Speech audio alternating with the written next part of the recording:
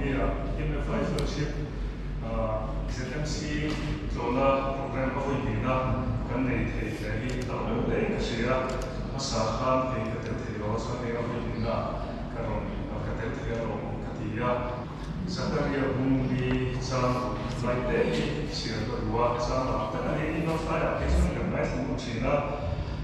sakaria bumbi chang higan siranga sapna bilovin thilti thina ni bilovin kasara so kinne tin sipayo pedal transfer ati he sapna bilovin thilti thina ni bilovin kasara so kinne amba na sia pedal transfer so se trong trai ko polta Pathian family nai tantu kan do na le na so ni hau na second year MBBS so Pathian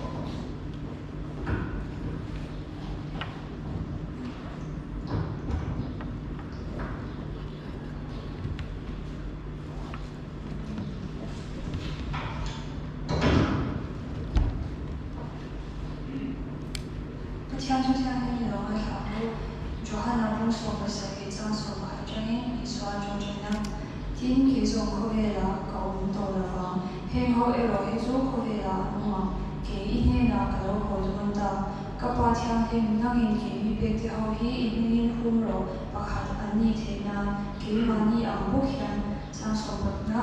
ani chu khovelami ani lo ke khovelami kan lo ambo khian ani chu chu ta ken ti chang humro I thu chu thu ta ani nangin khovela ke ti rang khan ke poi ani chu khovela ka tir hi an mani awangin ka e ti chang him ani ko thu ta ka an thiang hin na dorin Jeremiah also masay isang sarili saya. Elparin to arin sandal pani ero. Elparin to arin sandal pani ero to ay matole lui kya timpun lui kama zungkai kolum lo heng po lao anate shimrengsi kokhe pulboy salo ratwa chuzwa silo ang anina lepan kanga ng sarili mani sosose. Ba kan tan ta ma to asai ko ni mo ta te mo ti le ba in lo to kan sai ni a tuna chori ni shi ti ta kan ne ga ZMC EU secretary ka so ko dira chonchu ni so so ni ni la ko so ta kan pai so sa kan si be ko sa wa ke ma hi president so kan ya kan secretary ka lo in heritage allowing rinchi ala ko pa kan ni so ne ga introduction kan ni pai ke ma ni ZMC kalda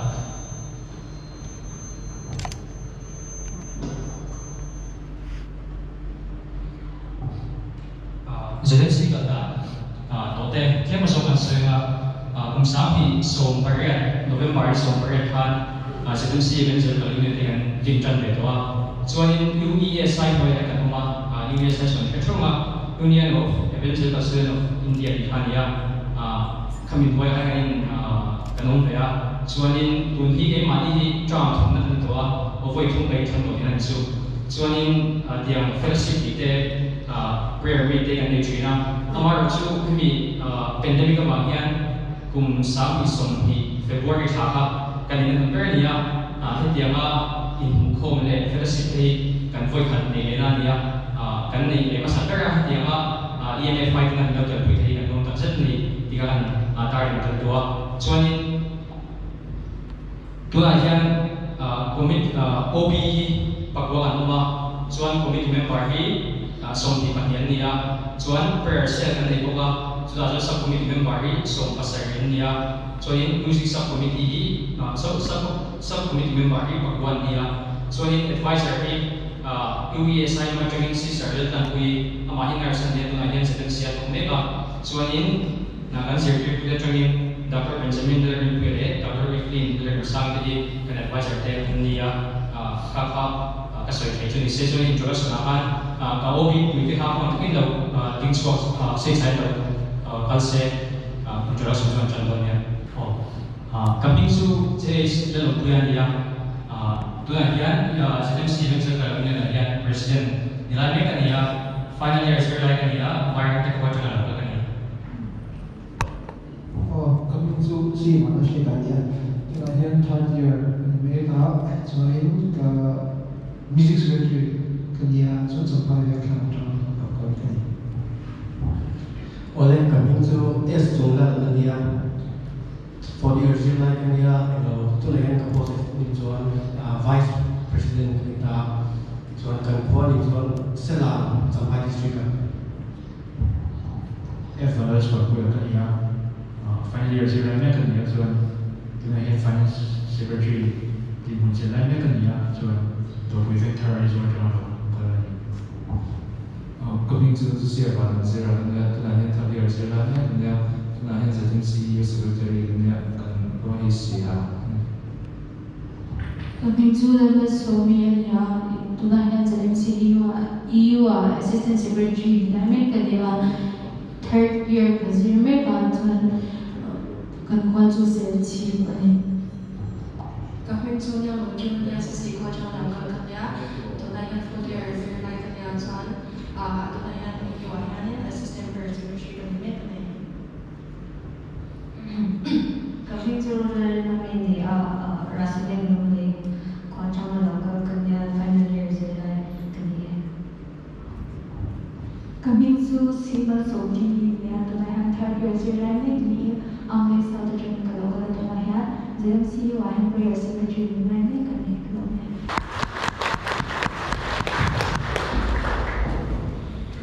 kan stage ni kan cakap itu dah pusat yang ada tu yang EMFI secretary so EMFI kan ini introduction jadi sih mana sih yang baik itu lah sorry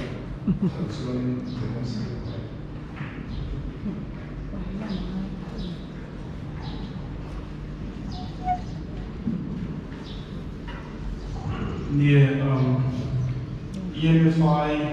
secretary kanya ni Dr. Sagar yang saya lakukan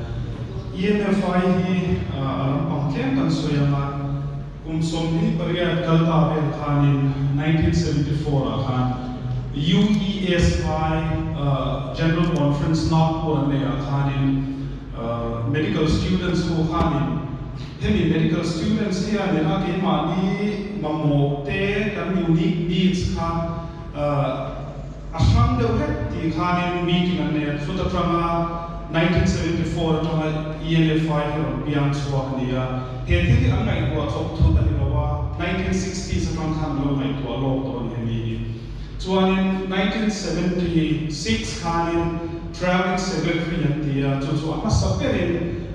Dr. R.K. Liana Mizo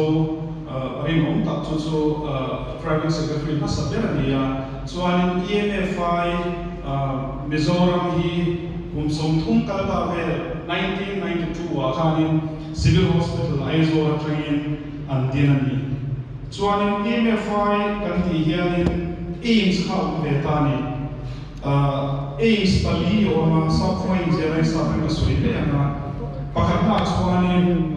to help members recognize their profession as a calling. Number 2, to provide fellowship and promote ethical standards. Number 3, to witness Christ. Number 4, to present medical missionary needs. Hetian EMFI activities from Alevea to the Soil Obea, Masem Zoram Apo here OB can think there Nakanakaran Go. So Mizoram Apo activities from there to the zinga EMFI he general headquarter Chennai so general headquarter Chuanin Pathian ZMC and Tontrenani. Chuanin love gift kan tia to na hianin mamotetan kan luang swap betrina ke manifest kona thang khan ni kum khan chen wai thum le singli mun thang thang kan pea chu tian chuanin activities na chuanin doctors day out kan tia achang chuan unda chuanin October ni hi tlang we picnic kan kan kar betrina ni chuanin doctors life support kan tia ni khat top hi doctor Mizo Dr. Munshang Shang Kal ko mai so la ya ni le ni Pathian ka pai sa chena chu tiang chu kum ku ma ko hian June ni som thum nani Thursday dia sudah pun kan neih itu na ai jom kalau ni kan cuma so hal macam apa temper untuk itu mana kalian kanin ini advance Christmas ni kan dong sih na ni kum 2021 tu kanin December ni somdi pakata form and part kan dong ZMC tu pun somdi pakat lain antara anwar dia memang tu ini EMFI ni what is EMFI pakata soal EMFI ni school kuat kan ni it's a family fellowship kan ni EMFI ni movement kuat ni mo masa soal mo berso kan ni EMFI is a voice it's a voice of Christ hey mulai kau berasa apa ini mo memang semua ni cuma nang mani zong ka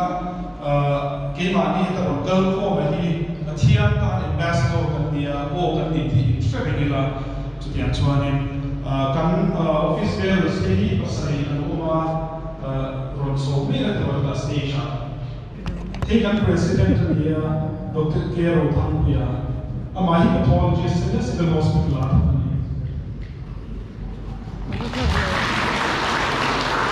so ayah kami yang ini Dr. Zoram dia amahi pediatrician dia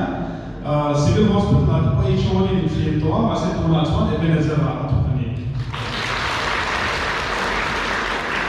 so abul lemi Dr. dia tiki dia amahi gynecologist dia kan financial secretary ni so abul lemi ke assistant ni gumtak Dr. Zoram Medical College dia amahi gynecologist dia civil hospital tu dia so ke Dr. Siren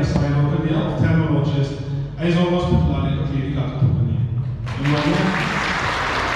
Suanin Dr. Sapui Zoram Zona flyer ada yang bukan Sapui ini Bolivia kan dia bisa cingin kami kerja terlalu tadi contoh turan orang lain itu orang kerja Bolivia tempat dia Orissa itu Montreal Orissa tempat kan sit kacar sit dalam bukan Sapui Somila Spanish orang Sweden ni Hindi ni Mizoram ni orang Jawa ini zirlaite memang dibuka present worship leader channelnya Spanish itu orang zirlaite ini orang Sapui Somila Long look to client run kan thei presentation look to poka nei chang lo ma se real world context of the ngai ruan thengnan ka te kan chung kwa kan ta chu pro ka sai mai anyway ka long look to ka client kan run te thei le Pathian khoi na zarah EMFI Outreach program te ka ro nang cha te ka van nei ke te ka Tante lahi kan ho rata te lo shelo ze boknen anwam kan te lu tu ga di ka kan so he sharing there le te line as well zinga onma te dia me ma se hu ni tu ka respect ka tum sha te ka lo na anyway kan ti tam lu tu ni lo sha kya ro a chan chu trong hi kan mix na sa tu to kaว่าที่ตัวเราจะจับว่าเราเนี่ยก็เชียร์จวนให้หลายท่านเนี่ยก็ลองแชร์กับพวกเมงานประเทศทุกแชร์กับกันในเราพวกกันที่ไม่อย่างตัวน่าจวนกันโบลิเวียministry จริงจังกันป่าที่อัลเบิร์ตโกลิเลียนั่นเนี่ยกันฟ้าได้ป่าที่กุมโซมเนี่ยกุมสายกันเนี่ยกุมโซมที่ในตัวเนี่ยน่าโซมที่จอชัวจวนละตัวเนี่ยกันเลยมาว่าจวนโบลิเวียเขาเนี่ยBolivia to South America po alay taga sudah po alay tagle as well Cochabamba kan zenga ni bini Cochabamba kan zenga Bolivia pun puhi Brazil di lo to Spanish trong na ya Brazil kan Portuguese and trong tuna so kan experience to take a say to Bolivia kan kan 2014 kan ya kan han bo Spanish Pathian Marshall of kan kala kan kasya zong zu ola zu mi airport amin biang ha ka bo em til เชื่อเราตุ๊กไม่จู่กันป้าที่เราโบลิเวียกันแข่งขันเดียร์ยานิซันตาครูซจู่ให้อินเดียกันอันมุมไบอันเวย์เขาบอกอัน commercial city มาห่างกันแข่งมาสักแต่ว่าจะกล่าวว่านี่กันเราวิจัยได้ห้องร้อนที่ก็จะมีหุ่น action ข้างอินเดียกันป้าที่อินเตอร์โพลห้องข้างนึงอันออฟฟิศอันช่วยลูกแต่ได้ไหมโน้ตเด็กคนนี้มีคือแต่ละคนบอกเสียกันรู้หาขบไม่เงี้ยอันมันต้นเงี้ยทิ้งต้นก็เชื่อเรื่องสีแล้วว่าโซ่ไม่น่าบอกก็เชื่อบอกสีแล้วว่าดาการนี้เนี่ยพอต้นมอร์เวลก็ชุ่มกับข้านั้นหน่อยปุ้ยอันนั้นส่วนจนก็ส่วนเงี้ยตีนตีนาก็เตียอันนี้ละจนอันโซ่นะคะให้ translator ข้านั้นส่วนอันมีรถเอ็นตีรสาตรงกันก็ฉานนะคะถ้าเทียมเลสนี่แล้วว่าเทียมเราเองค่ะด้านการมีเรื่องการเราไปค่ะเราเนี่ยต่อไปจวนมีคอนแทคถึงเนี่ยมันเดียกันมิชชั่นคอนแทคกับสาตรงเทียมที่เราว่าสเปนิชในสาตรงเทียมค่ะเราว่าจะมีจวนมีโฟนกันหลังค่ะเรา translate กันสวบเทเจ้ากันเทียมอันนั้นสาขาเนี่ยกันสุดแข็งขาดีกันรันเพลงพวกเราพวกฮันกันเราเสียการลงกันเองเขาไม่ทราบตรงเทียมแรงออกลงหน้าระบาดกันสุดก็มาว่าชัวร์ก็ในสเปนิชถึงกันติดสอนนั่นสักเขาไปขันที่จุดบาซาร์คานกันกันแล้วมั่วบาซาร์คานเนี่ยจีนี่เลยกันดูนี่อ่ะโหเขาไม่กันเลยบอกว่าจีนี่กันมาว่ากันเลยว่าชูเกอร์ก็ดีอันเชื่อที่เราเร่ชูเกอร์ก็ได้อันเชื่อที่สิเราว่าจวนเนี่ยกันป้าเห็นอัลเบิร์ตยันFrench is your chin, come on, French, the guy like that, French can't sort that. And he like a sort of sucre, that's uncommon, but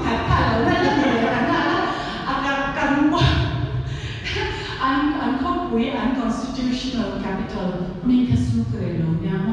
had a honey, can both take that,เส้นประเทศของไอ้นาซาราโตเส้นละกันคน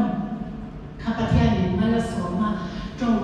จะตั้งเป็นเทียมที่ตัวเรียนดีจังปุยแล้วมั่ว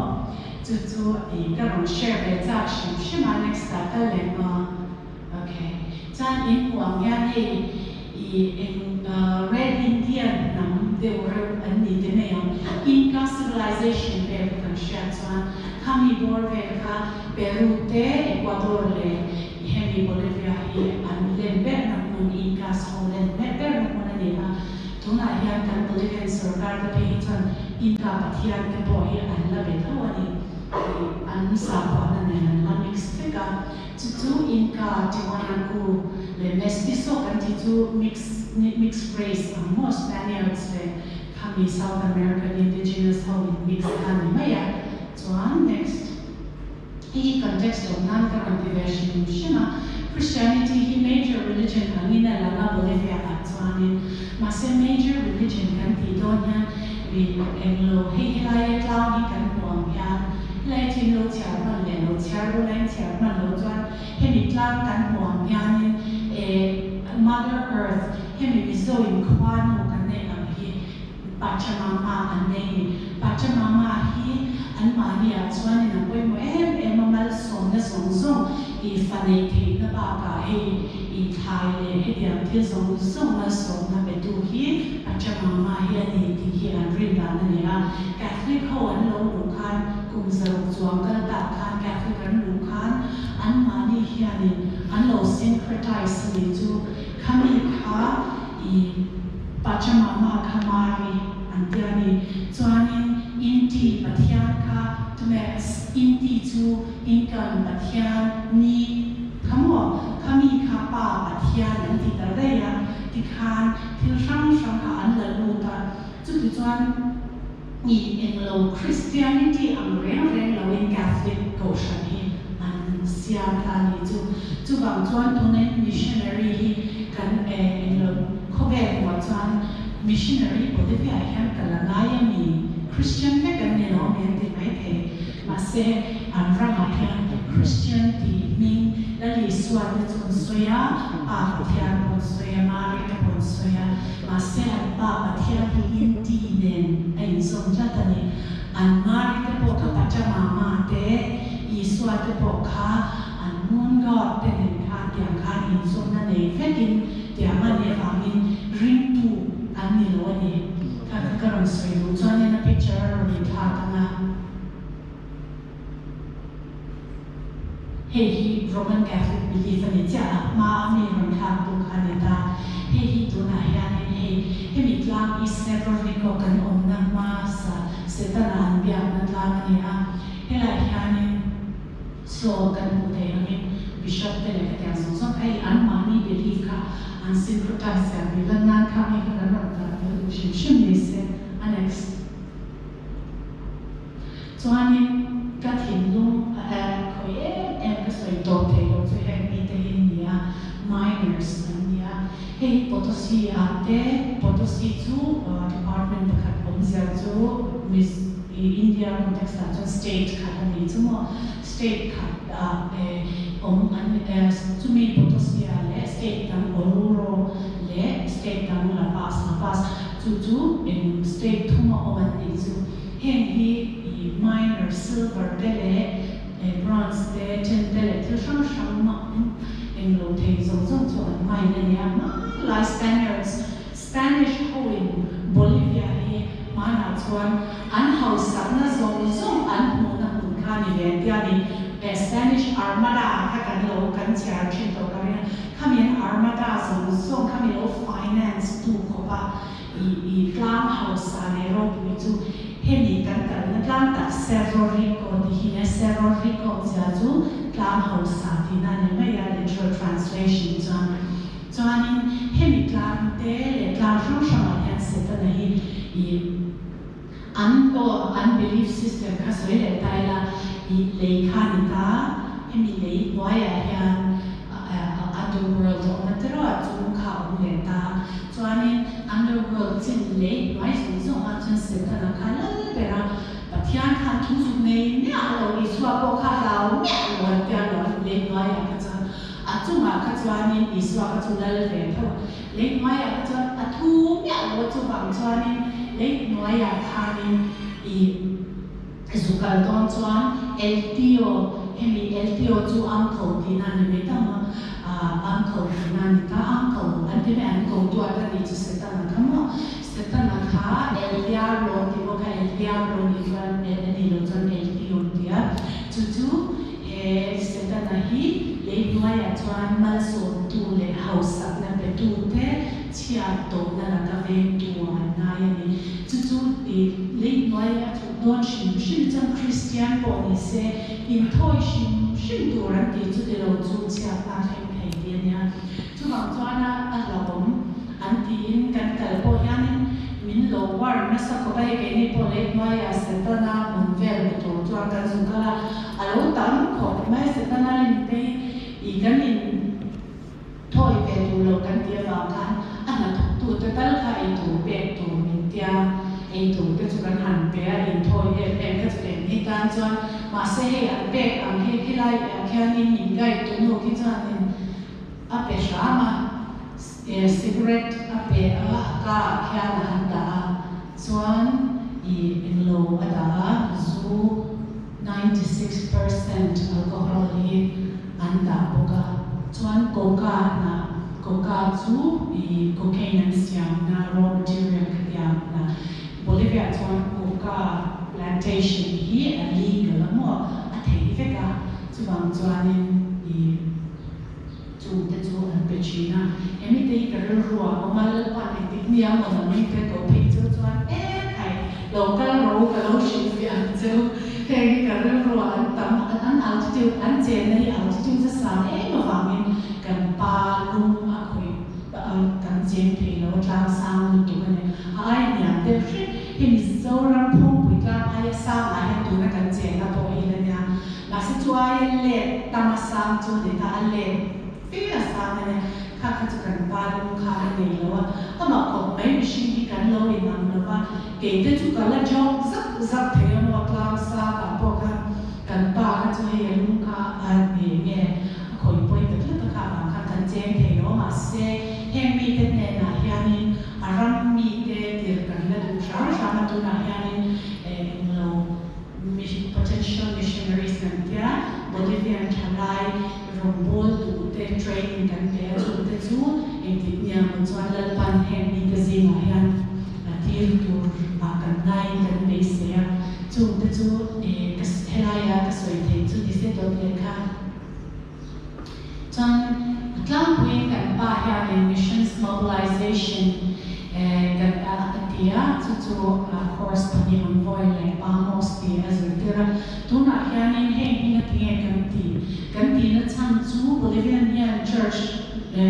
Mizoram ang vela upa hine ve evangelical church chu Mizoram ang vela upa as an thang lovin missionary mang hi dir lo ra aram pum khan I kan zu chu dir khan aram pum khan missionary so panga chan ne chu dia ko chuan ko shan kha an yama an re the ni lo an church chu ma chuan a de ti lo chuan engine equipment song ne nya kan ri a the veka ma se mani chung an achunga khan an om du to an luang chua lawa chuang missions mobilization helal pa in min tu ka call nge ni ka tel ve he great commission hi mi ni na win ke ma ta na suya ni ke ma hi ka tel ve ni an tian in identify the na tu ne missions mobilization hi kan ti ni chu vena po hem ka encourage you to do not have and team up or go into all the world and preach the good news to all creation and they can kaka I chen kan Zoram pinpoint no mo kan fai kan pa in min ko na mun te chu a sham mai the ma se ko lo hi kan om lo ti kan share kan nai general calling ni hi mo chu bang za in kaka ka respect the lo to he a chang choi ko shama de le cái mà ni kan team pum puen SI sorry kan thon ta soi la synod missionary kan ni ma se SI serving in mission international mission pakada chu ta chuan partnership kan thok ka ni chuan next chuan tlem te ke ma mission ve I camp pa te ka health camp pa te ka kala chu ba ka chuan women's discipleship pa ka University hianin kas Pathian tu ka station ko mo university thalai zinga chuan chuba ka chuan in loi I ke ma pi ki chuan doctor zinga medical English ka zirtir Spanish ka ki zirtir na ya ka ni ka English a le ka kan po challenge hate os in sur vyang na ni an nuam le ling so ke kashya har sa I de te an nuam le ling so ka chu Pathian in opportunity in very very chuan next he don't nai but let by in wrong na in te te ya he sare ne kan soi tel ve shima rinom takin ani po he aron tel ve a kan ministry ya ni hemi he ama kho mai kan testimony Pathian ro puina kan soi ya or he ta hian 2019 kan home assignments of so ho ta ba Bolivia ya kan thlen tha khem ram hi lo wai ta mo kan ram ku a wai ko kan president ka an overthrow ka an overthrow ma kan wai ta ta he ko chung te kan ron bom a ti kan thi shang he machete ne le an ne song ne kan ron chwa ka ni sa chin de ka kan kwa kan ka ti a cha chu bang chon curfew ti ka ta chu dia lai chon Venezuelan ral tran in from on to make tran line an ni pui lam an lo phili si pui bidang pui the din an din big lo refugee return to khan kolaya ya no pang de ne khan mu a he ro so tang lai kha la ni le tang la a sho man an ma ni mu ka chu voi ka chu kan gong kan ge thi a ron ke la ui cái thì hiện thong nó các nhà nó mi in sa why ka ka ani vang ha mi hian nó kik se cái đủ lâu tụ cái câu ca cái po hi tu mai ko welcome lo ani ni ta ka chan chuan mei cha pakhat rin tram han in ei turin nei na tia chuan in kan be a I ma se khongai takin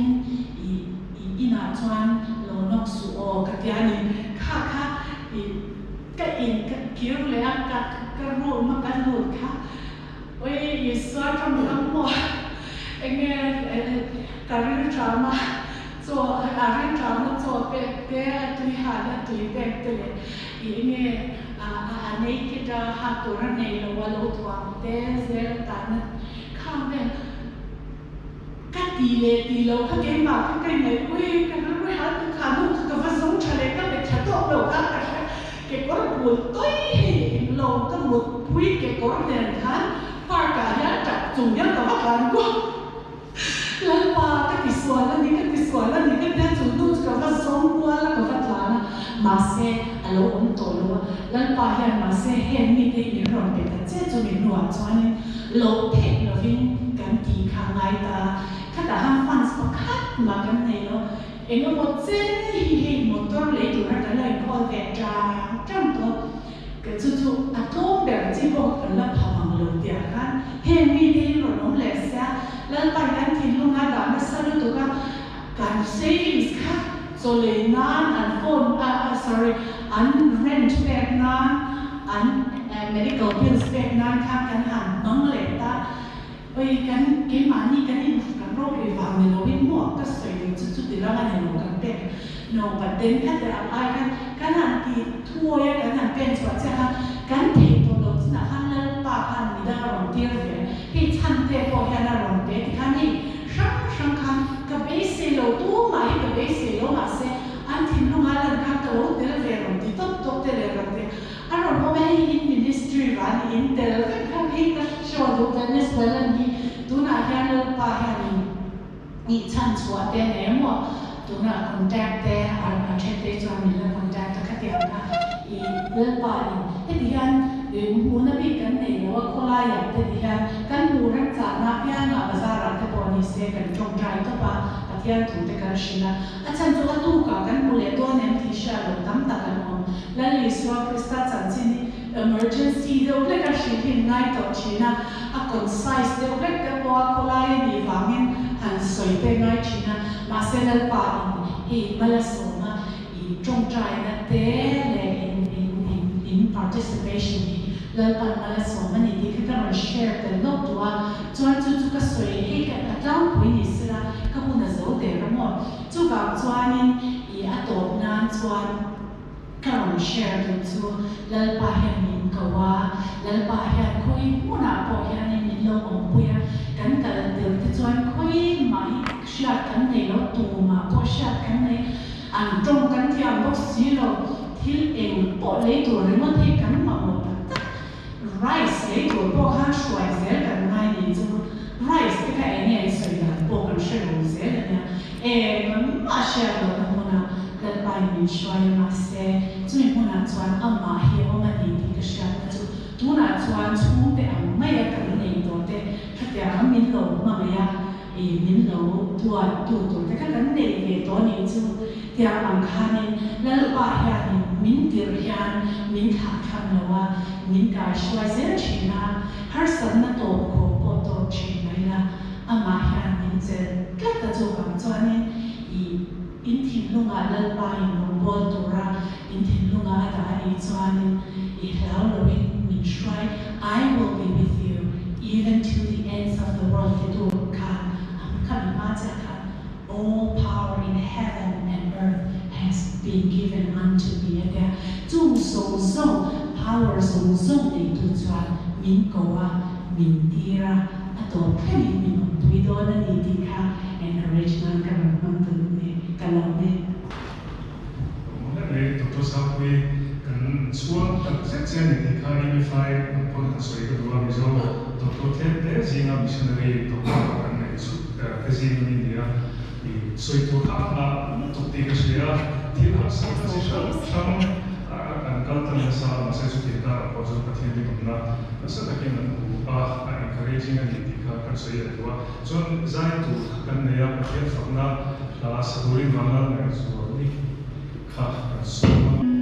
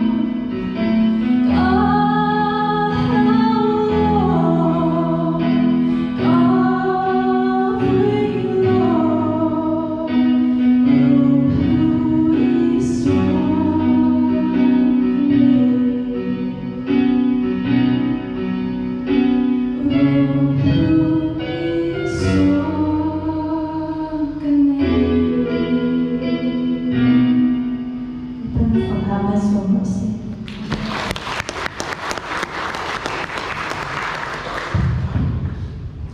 Next week, kalau sesuatu doa kan ini file virtual kan ini komnare tu doa atau kahit kan bukan doa kalau main pun ya. Itu dia ni loh mas. Suami ya kan tinggi poin kerja. Tu suami kan vice chairman Dr. Zoram sharing kusoi poin semua. Oleh ini yang terbaru terlain akun kama, main kerja. Terus saya senang banget, mau video ni. So saya ada dekat so senang tahu dia kan buat tu. Anyway, cina saya kan online kan kita cakap yang gathering physical ni kan neih tu ini bukan lo zero tu so ni kerja. Ini Pathian ni pun cepat menpia orang tak sesuatu introduction, coverage and pieces of people kacak. Na sansu mana tu dia break lah, anilah. Soalnya kerana orang pahau, ding tu rakan ini somai EMFI lampang, Dr. lampang, tu na executive member ni lo, kan member lo kalau teko ai lo ding tu ni dia ni tu main dalam tu main apa kan som dia ni. Please.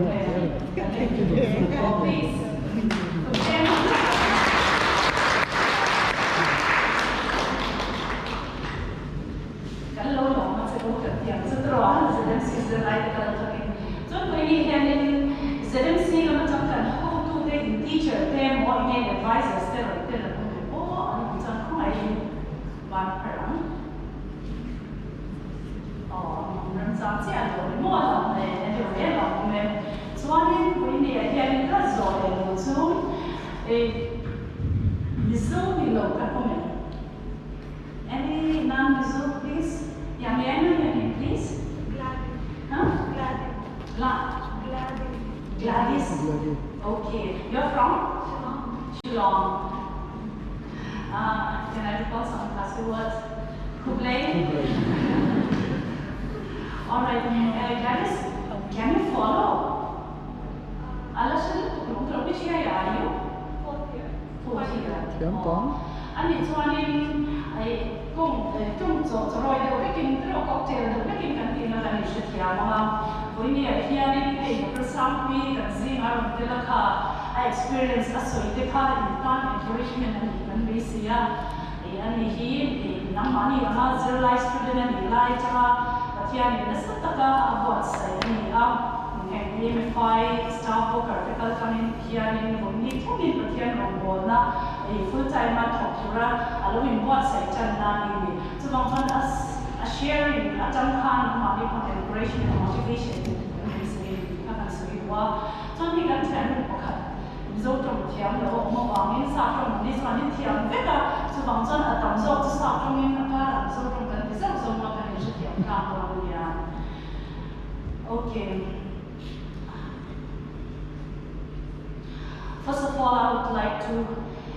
say that it's indeed a privilege for me and a wonderful opportunity to be in your midst this afternoon, or maybe it's already starting in the evening. And it's been a long time we could have such physical gathering, and it's by God's grace alone that we could have such a meeting. And I want to really thank the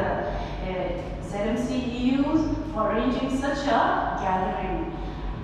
It's always a joy for me to be with the youth, especially the EUs, because I have a strong EU foundation during my MBBS days in RIMS. Previously, during our time, it was RMC. Like, you know, right from my first year, I was involved in the UASI ministry. In fact, you know, I have been, I should say, molded there. So, EU is very much part of me. And it's always, you know, it always makes me nostalgic to be in your midst. I remember my student days, those good old days. Regarding EU and EMFI, our secretary has already, you know, made a given introduction. You know, the way I understand it, and what I would like to tell you is the relationship between EU and EMFI. EMFI is a professional association of EU, which means that EU is for general college students, right? All the Pathian College and all the other institutions. So it's like an MBBS course, okay? But once you come to EMFI is a professional associate, so you can be it's like doing an MD or MS. You understand? Okay, so it's a kind of part and parcel, but then in a more focused and refined way. Okay, today, though it's a written sermon, I'm not going to give a sermon, it's going to be more of a practical talk than a sermon. As I was preparing, I was asking myself, what will I share in such a short time, 20 minutes or so? And as I prayed and asked God's guidance, today what I am going to share is really, out of my heart.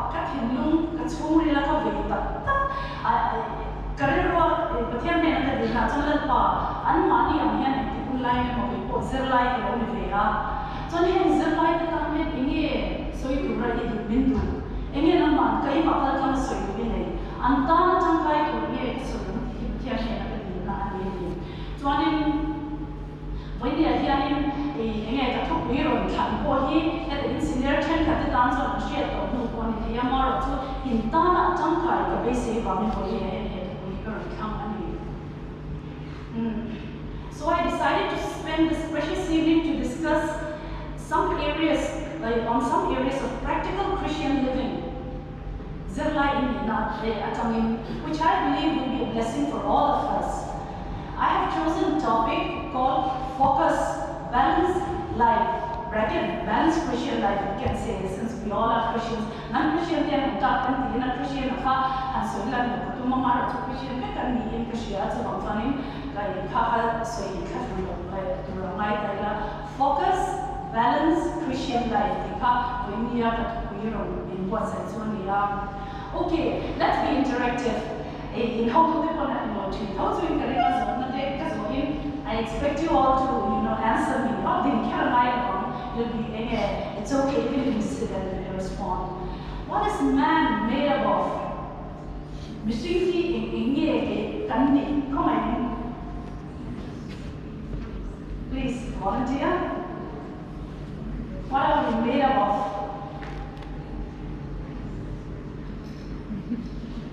All right, I had to say, okay, for start, I'll answer my question this time. I'm really expecting to answer. So yeah, in Mizoram, for a point, I don't know, yes, I'm going to say, I'm not so Mizoram, I can talk about you. Can she tell him with here in Ama and Queen Siama, Taksa, Rilule, Karao, we are made up of body, mind, and spirit. When Jesus died on the cross, he did not save our spirit alone. Our whole being, so once we are hearing a focus, balanced life, in holistic transformation, holistic redemption, holistic life.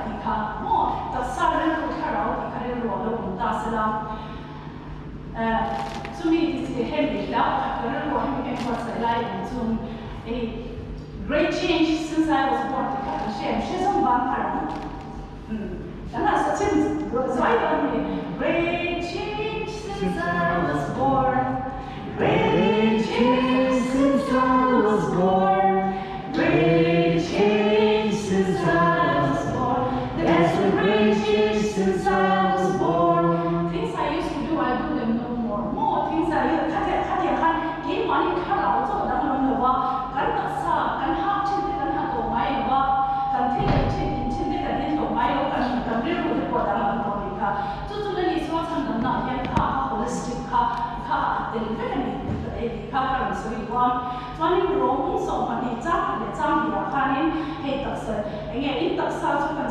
Therefore, I urge you, brothers and sisters, in view of God's mercy, to offer your bodies as a living sacrifice, holy and pleasing to God. This is your true and proper worship. Do not conform to the patterns of this world, but be transformed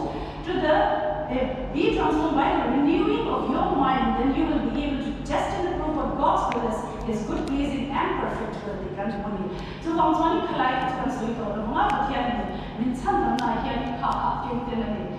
So today I want to share one of my favorite life's metaphor. For some of you, it may not be new, but for more than majority of you, I believe it's going to be new. That is the Titanic. How to avoid the Titanic mistake.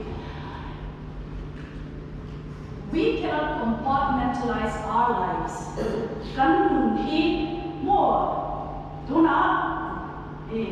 we need a special number? To come in one number. Oh, do we think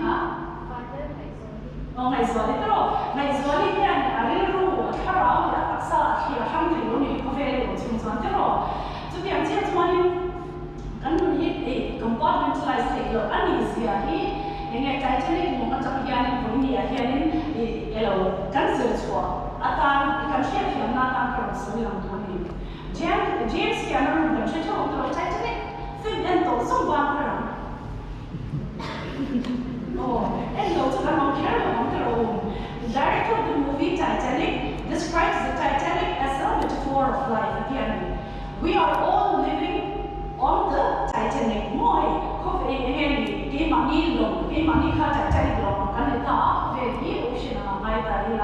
When the Titanic sailed in 1912, it was declared unsinkable, unsinkable, because it was using a new technology. The ship's hull was divided into 16 watertight compartments. Up to 4 of these compartments could be flooded and still the ship would float, was the claim. More, ansiang technology compartment pali ko halo chero masala alaf long habit hai lo masa tragically the Titanic sank on 15th April anniversary so 1912 at 2:20 a.m. and 1,530 people lost their lives. At that time it was thought at least 5 of those watertight compartments have been crushed. What they discovered was that Pathian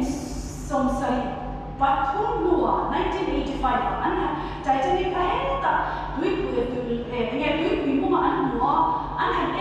what they discovered was only one of the compartments was damaged. One compartment damaged kan adam zone so halo fun kan Titanic lo you halo sink patan so many people make the Titanic mistake. Kini pun kalau siang tu ibu tu tak inu lepas pun nanti thei. When ni ada nang ni ho ya Titanic mistake inu in siang ve orang tu rin when ni ada ni life's metaphor here share so one ni.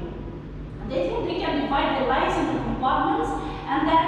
what they do in one will not affect the other. Masala, tuna Titanic lo macam kan, til ko hat kita makan ikan, ale ko main effect ini ikan siang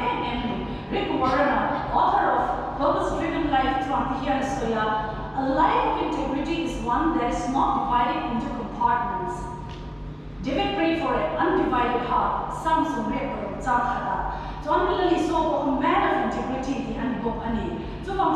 integrity is undivided, more wholeness, oneness, and so then coming to our topic for the day, how can you and I avoid the Titanic mistake? Number 1, by being focused. Focus kan tiada ni kan real mungkin cuma canai tu. Tu yang very maybe ada kan ni sound nak bincang kan focus tiada kan real ni mungkin lah no that is vision okay. Focus tiada kan real ni.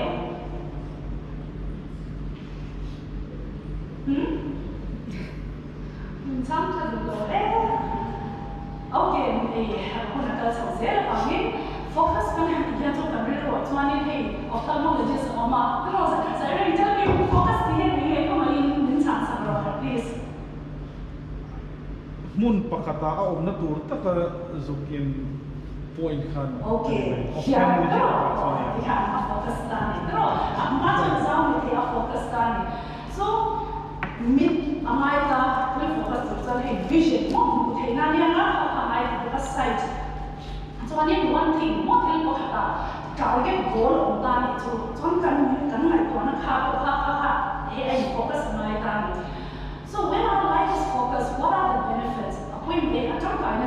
It helps us to stay on track. More focus kan is a head on more focus